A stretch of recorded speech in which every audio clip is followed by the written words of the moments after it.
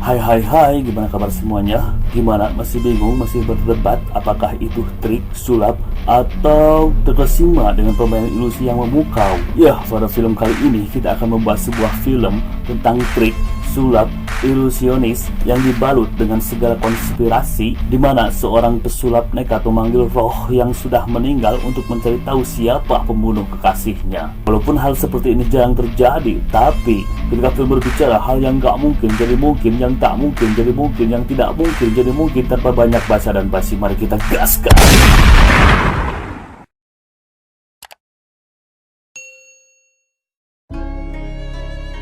Film diawali dengan seorang anak dari tukang kayu yang hidup di perkampungan yang sangat indah, damai, di mana zaman belum tersentuh oleh Android ataupun sosmed. Hiduplah seorang anak yang bernama Eisenheim. Ya, di hari yang sangat cerah, di mana Eisenheim sedang berjalan di sore itu, bertemu dengan seorang kakek-kakek merupakan seorang pesulap atau ilusionis jalanan sedang terdiam berteduh di bawah rindangnya pohon. Sang kakek pun memperlihatkan skill ilusionisnya, di mana cukup berhasil membuat Eisenheim terpukau, takjub, dan penasaran pastinya.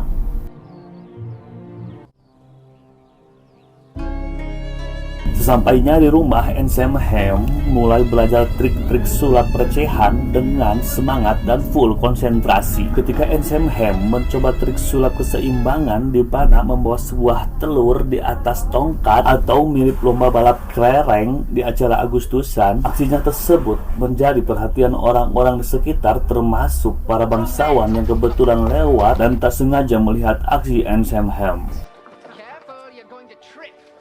Ya, ini adalah Sophie, putri dari keluarga sultan atau kalangan bangsawan. Sophie pun tertarik melihat apa yang dilakukan Eisenheim. Dia pun mengikutinya dan terjadilah perkenaran di antara mereka. Hari-hari terindah pun dilalui mereka, yang kadang kebersamaannya sering terganggu dengan mengatasnamakan beda ras, di mana Sophie dari kalangan para bangsawan atau sultan, emak dan bapaknya pun sangat melarang untuk menjalin hubungan apapun dengan kalangan rakyat jelata. Mereka berdua pun menjalin hubungan dengan secara sembunyi-sembunyi, sampai timbullah benih-benih, tidak tahu benih apa itu, yang pastinya mereka saling menyayangi satu sama lain. Eisenheim pun membuat sebuah kalung berliontinkan lonjong, apabila diputar akan terbentuk lope. Dia pun menghadiahkannya pada Sophie sebagai bentuk rasa sayangnya terhadap Sophie.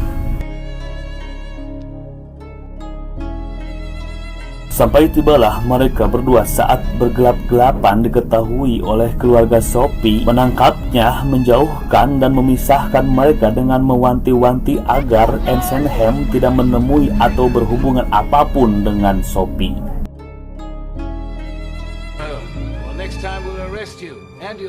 Semenjak kejadian itu, Eisenheim pun pergi meninggalkan kampung tercintanya untuk mematangkan ilmu trik sulapnya dan menjadi pro player master ilusionis.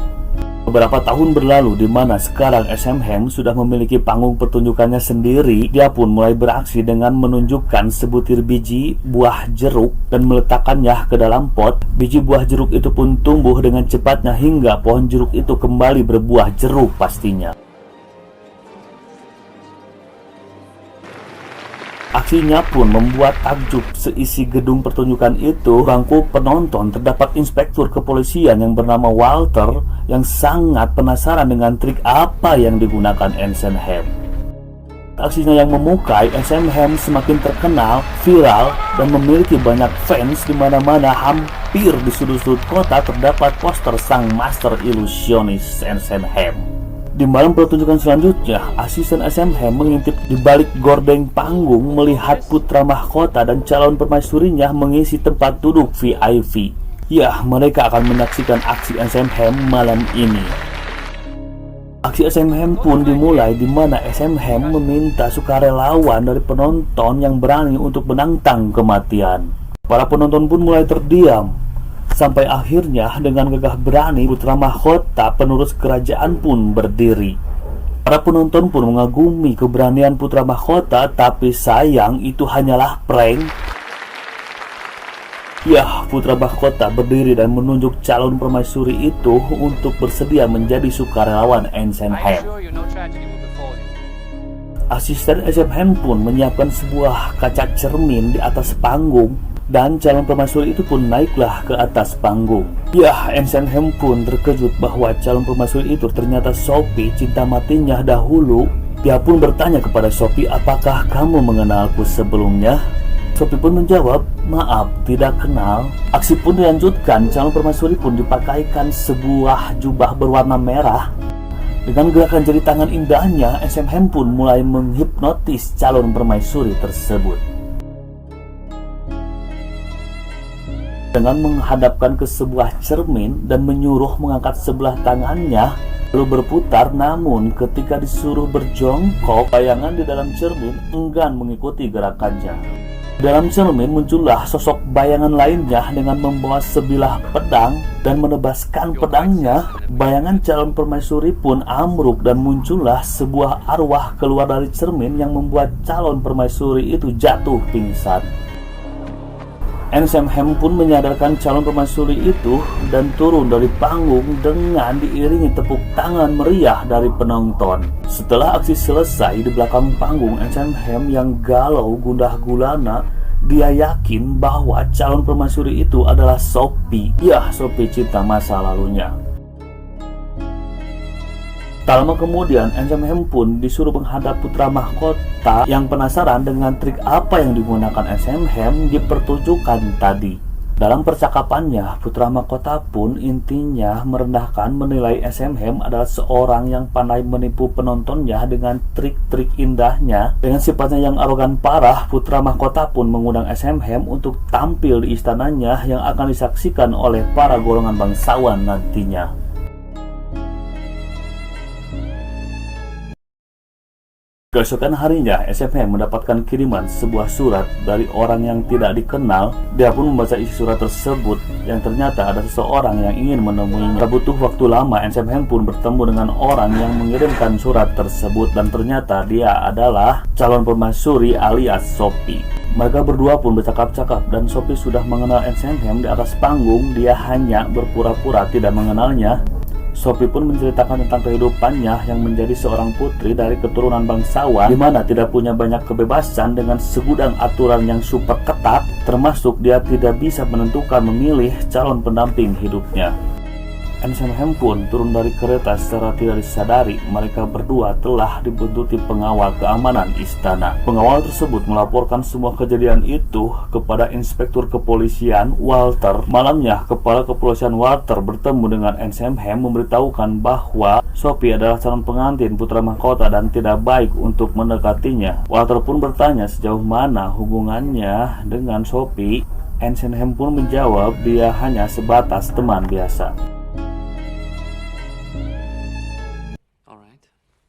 Childhood acquaintances. Keesokan harinya, Ensign Ham memenuhi undangan putra mahkota untuk tampil di hadapan para bangsawan di istananya. Dimulailah pertunjukan Ensign Ham di mana dia melukis di atas kanvas tanpa menggunakan cat dan kuas, membentuk sebuah lukisan foto dari kaisar yang tak lain adalah kakek sang putra mahkota. Di tengah pertunjukannya, putra mahkota pun naik ke atas panggung dan mengkritik atau menjatuhkan Ensign Ham dengan mengatakan tidak akan mungkin seorang dapat melukis di atas kanvas tanpa menggunakan cat atau kuas. Putra mahkota pun memeriksa tangan Ensign Ham, alat apa yang kau sembunyikan? Namun tingkahnya terhenti ketika Sophie dan para penonton mengatakan itu semua tidak penting dan meminta Ensign Ham melanjutkan pertunjukannya. Sebelum melanjutkan pertunjukannya, Ensign Ham meminta izin apakah boleh meminjam pedang yang dibawa putra mahkota. Pedang pun diberikan putra mahkota sambil memegang pedang yang sangat indah itu. Ensign Ham bertanya apakah jabatan seorang raja itu diraih oleh seseorang yang memang berkompetensi, mempunyai kepandaian yang mumpuni untuk memimpin, atau hanya diperoleh faktor dari garis keturunan saja yang hanya sebuah warisan leluhurnya saja.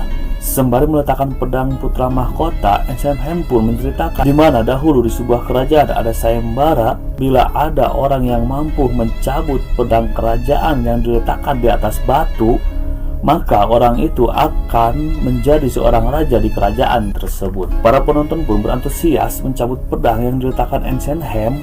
Dengan susah payahnya, tak seorang pun mampu mencabutnya. Tibalah putra mahkota untuk mencabut pedangnya sendiri. Dia pun teramat kesulitan mencabutnya sampai akhirnya dia menatap Ensenhem seakan sebuah kode agar Ensenhem membantu melepaskan pedang itu. Dengan sedikit mengangguk saja, magic Ensenhem pun disudahi. Di akhir pertunjukan, putra mahkota pun merasa terancam harga dirinya dan menganggap Ensenhem adalah sebuah ancaman yang membahayakan. Dia pun memerintahkan inspektur kepolisian Walter untuk membunuhnya. Malam pun tiba di mana Sophie menemui Ensenhem di rumahnya.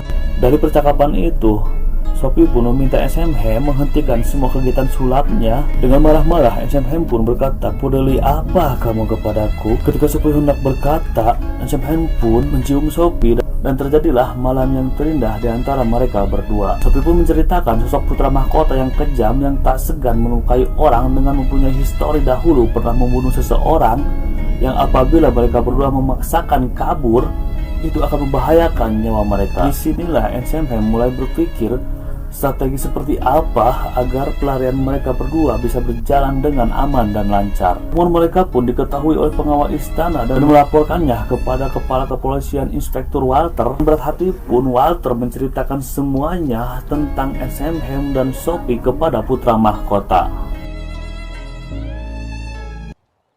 Kissing. Putra mahkota pun memanggil Sophie dan terjadilah perdebatan hebat di mana Sophie memang tidak mencintai putra mahkota. Dengan skill KDRT-nya, putra mahkota menampar Sophie sambil mengatakan semuanya harus mentaati semua kehendaknya. Tanpa lama Sophie pun pergi meninggalkan putra mahkota dengan mengucapkan selamat tinggal tanpa salam. Pengawal istana melihat Sophie berlari ke kandang kuda. Dibarengi di belakangnya putra mahkota yang sempoyongan dalam keadaan mabuk mengejar Sophie. Pengawal pun terkejut melihat Sophie yang keluar dengan kudanya dalam keadaan tewas.